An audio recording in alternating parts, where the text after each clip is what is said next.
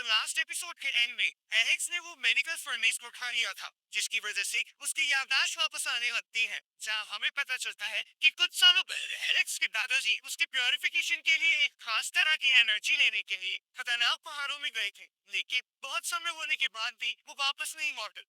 इसकी वजह से एलेक्स के मॉम और डैड, जो उस बड़े से राज्य के एक क्लैन के राजा और रानी थे, वो एलेक्स के दादाजी को ढूंढने के लिए उन पहाड़ों में चले जाते हैं, जहां वो एलेक्स को इसकी एक आंट के पास छोड़ जाते हैं। लेकिन जब एलेक्स के मॉम और डैड वहां से चले गए थे, तभी उस आंट का बेटा, जिसका नाम डेविड था, वो अपनी स्पेशल आई से एलेक्स को देखकर अपनी मॉम को बताता है कि एलेक्स के अंदर एक सुप्रीम बोन है। ये जानकर वो आंट हैरान हो जाती है, क्योंकि सुप्रीम बोन करोड़ों में सिर्फ एक के पास होती है, जो उसे सबसे ताकतवर बना देती है। तो ये जानकर वो आंट डेविड को वो बात किसी को न बताने को कहती है। अब एलेक्स के पेरेंट्स को गए हुए कई दिन बीत जाते हैं, और एक दिन एलेक्स की आंट एक खतरनाक इरादे से एलेक्स को बहला फुसला कर एक सीक्रेट चैम्बर में ले आती है, जहां वो एलेक्स को और डेविड को अलग अलग बेड पर लेटा देती है। इसके बाद वो आंट अपने एक आदमी से एलेक्स को बांधकर उसकी सुप्रीम बोन निकालने को कहती है। तो वो आदमी एक नुकीले चाकू की मदद से एलेक्स की बॉडी में छेद करके उस सुप्रीम बोन को निकाल लेता है।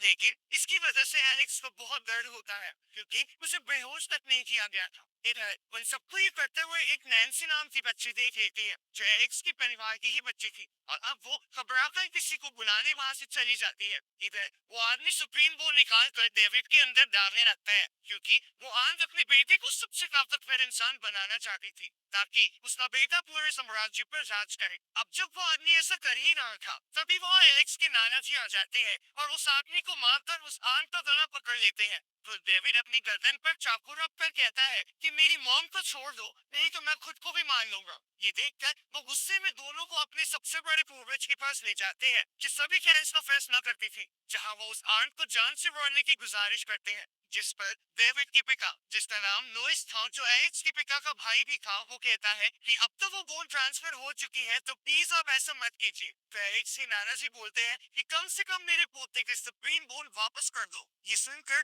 लुइस बोलता है कि ये अभी ऐसा फिर से नहीं किया जा सकता, क्योंकि एलेक्स बिल्कुल मरने की हालत में है। साथ ही वो सुप्रीम बोन निकालने की वजह से एक छोटा बच्चा भी बन चुका था। अब वो पूर्वज एक फैसला सुनाते हैं कि अगले 10 साल तक इस पर कोई डिस्कशन नहीं होगा, और 10 साल के बाद अगर एलेक्स जिंदा रहता है तो वो बोन एलेक्स को वापस दे दी जाएगी। आगे एलेक्स के नाना जी उसके डैड और मॉम को लेटर की मदद से वहां बुला लेते हैं। इधर लुइस अपनी सारी सेना को इकट्ठा करके नैन्सी को ढूंढ रहा था, क्योंकि नैन्सी के पास एलेक्स था और लुइस उसे मारना चाहता था, क्योंकि वो सुप्रीम बोन को अपने क्लैन के अंदर ही रखना चाहता था। साथ ही उसने एलेक्स के डैड की सेना को भी अपने उसमें शामिल कर लिया था। अब एलेक्स के डैड और मॉम के वहां पहुंचने पर नैन्सी उन्हें एलेक्स दे देती है, जो अब भी बहुत वीक था। साथ ही वो उन दोनों को सारी बात बता देती है। ये सुनकर एलेक्स के डैड बहुत ही ज्यादा गुस्सा हो जाते हैं और उन सबको जान से मारने का फैसला करते हैं। अब हम एपिसोड 1 की ओपनिंग सीन को देखते हैं, जहां एलेक्स के डैड, जिनका नाम जेसन था,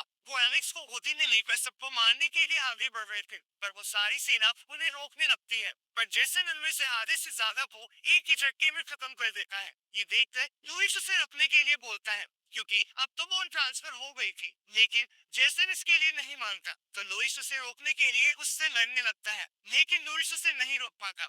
तो वो उस आन को जेसन के हवाले कर देता है, जिससे गुस्सा होकर जेसन उसे जान से मार देता है। ये देखकर डेविड अपनी माँ की तरफ बढ़ता है, लेकिन जेसन उसको भी पकड़ लेता है। तभी वहाँ पर वो सबसे बड़े पूर्वज आ जाते हैं और उसे छोड़ने को कहते हैं, लेकिन जेसन इसके लिए नहीं मान रहा था, क्योंकि उसे बस अपना जस्टिस चाहिए था। तो ये जानकर वो पूर्वज गुस्से में डेविड की शक्तियाँ बहुत ज्यादा बढ़ा देते हैं और उसे उन दोनों पर अटैक करने को कहते हैं। लेकिन उस अटैक को जेसन अपनी ड्रैगन की पावर से रोकने लगता है, और इसी के साथ ये एपिसोड यहीं खत्म होता है।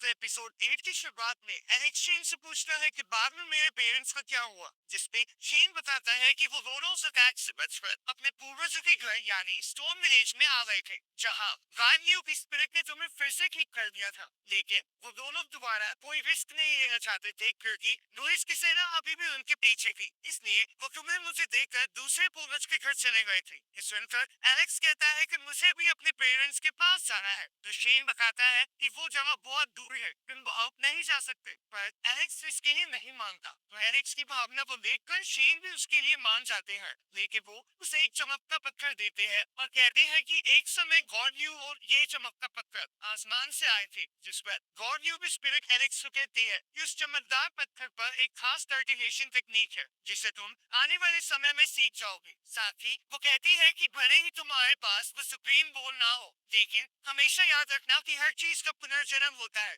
ये सुनकर एलेक्स समझ जाता है कि उसके अंदर भी एक नई सुप्रीम बोन जन्म ले रही है। अब एलेक्स चैंप और यूनिकॉर्न के साथ अपने सफर पर निकल जाता है। रास्ते में उस पे एक व्हाइट टाइगर हमला कर देता है जो पहले से ही जख्मी था। अब एलेक्स अपनी जान बचाने के लिए उसे मार देता है। तभी वहाँ पर जिया आ जाती है जो बड़ी हो चुकी थी और आकर एलेक्स को कहती है कि तुमने इसे क्यों मारा, ये मेरा शिकार था। उसी समय वो चैंप को देखकर समझ जाती है कि वो एलेक्स है और उसे भी अपने बारे में याद दिलाती है, जिस पर एलेक्स कहता है कि तुम तो पहले से मोटी हो गई हो, जिससे गुस्सा होकर जिया उस पर अटैक करने लगती है। तभी वहाँ पर एक बहुत बड़ा सा ड्रैगन आ जाता है, तो एलेक्स जिया चैंप और उस यूनिकॉर्न के साथ वहाँ से भागने लगता है। देखिए जिया एलेक्स से अपना हाथ छुड़ाकर कहती है कि इसे हराना तो मेरे बाएं हाथ का खेल है। अब वो अपने अटैक उस ड्रैगन पर करने लगती है, लेकिन उन अटैक तो उस पर कुछ असर नहीं हो रहा था। इसलिए एलेक्स कहता है कि अब मुझे ही कुछ करना होगा। इसलिए वो अपनी लाइन बीस्ट की टेक्निक को यूज करता है और उसकी मदद से उस ड्रैगन को जान से मार देता है। और इसकी वजह से वो खुद भी बेहोश हो जाता है, क्योंकि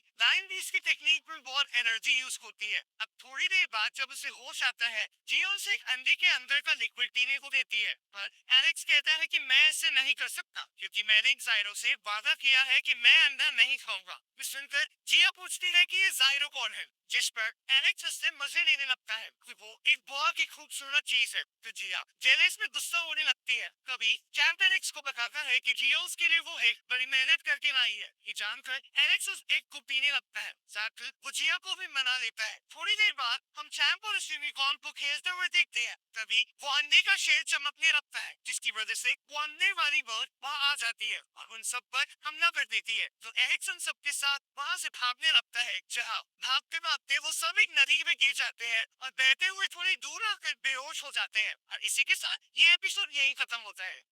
तो एपिसोड 9 की शुरुआत में एलेक्स होश आने पर इन सबको बाहर लाता है। तभी वहाँ हम एक लड़की को देखते हैं जो उन्हें देख रही थी, जिसका नाम क्रेसी था। अब एलेक्स चैंप और खुद की शक्तियों की मदद से जिया को होश में लाता है। खुद पे ही जिया एलेक्स को चाटा मार देती है, क्योंकि एलेक्स ने अपने हाथ उसकी बॉडी पर रख रखे थे। साथ ही वो उसे ठगी कहकर वहाँ से चली जाती है। अब अगली सुबह जब जिया अपने सेवक के साथ घर जा रही थी, तब उसे एलेक्स की याद आने लगती है और उसे अपनी गलती पर पछतावा होता है। साथ ही एलेक्स को भी जिया की याद आ रही थी, लेकिन वो उस पर ध्यान ना देते हुए आगे बढ़ने लगता है। तभी उस पे ट्रेसी और उसके साथी हमला कर देती है, लेकिन एलेक्स उन सबसे जीत जाता है और उनसे हमला करने की वजह पूछता है, जिस पर ट्रेसी बताती है कि हम तुम्हें नुकसान नहीं पहुंचाना चाहते थे और बस तुम्हारी स्किल्स चेक कर रहे थे, क्योंकि वो सब एक खास तरह का ग्रुप चलाते हैं जो अच्छे अच्छे लोगों को अपने ग्रुप में शामिल करते हैं। लेकिन एलेक्स कहता है कि मैं अपने ग्रुप में नहीं शामिल हो सकता, क्योंकि मुझे कहीं जाना है। इसके बाद एलेक्स आगे बढ़ जाता है, जहाँ थोड़े समय बाद वो दूसरे पूर्वज की जगह पहुंच जाता है जो बिल्कुल खंडर की जैसी थी। इधर एलेक्स को एक लड़का दिखता है जिसका नाम रॉय था, जिसे दो लोग मिलकर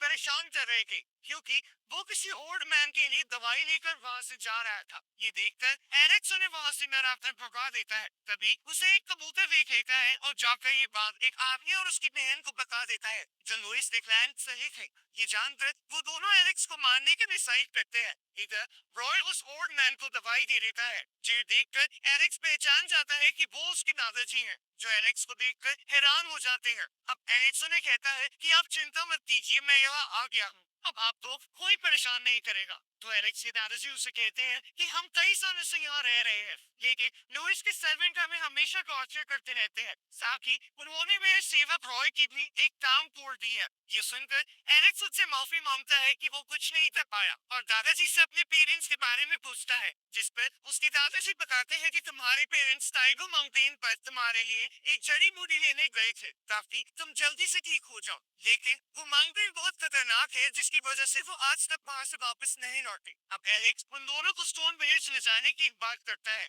तभी यहाँ पर वो आदमी अपने सर्वेंट्स के साथ एलेक्स को मारने आ जाते हैं, लेकिन एलेक्स बड़ी आसानी से उन सबको मार देता है। तो वो आदमी की बहन भी आकर एलेक्स पर हमला करने लगती है, जिसमें एक अटैक में एलेक्स के दादाजी मर जाते हैं, जिससे एलेक्स बहुत ही ज्यादा गुस्सा हो जाता है और अपनी लाइन बीस्ट की टेक्निक से एक ही झटके में उन दोनों को खत्म कर देता है। आगे एलेक्स रॉय को अपने साथ स्टोन विलेज से जाता है, जहां पहुंचने पर उसे पता चलता है कि कुछ लोगों ने स्टोन विलेज पर हमला कर दिया था, जिसमें कई लोग घायल हो गए हैं। और इसी के साथ ये एपिसोड यही खत्म होता है। इस सीरीज के अगले एपिसोड जल्दी इस चैनल पर आ जाएंगे, तो चैनल को सब्सक्राइब करना मत भूलना और नोटिफिकेशन बेल भी ऑन कर लेना, ताकि कोई भी वीडियो आपसे मिस ना हो। तो मिलते हैं आपसे अगली वीडियो में, तब तक के लिए गुड बाय।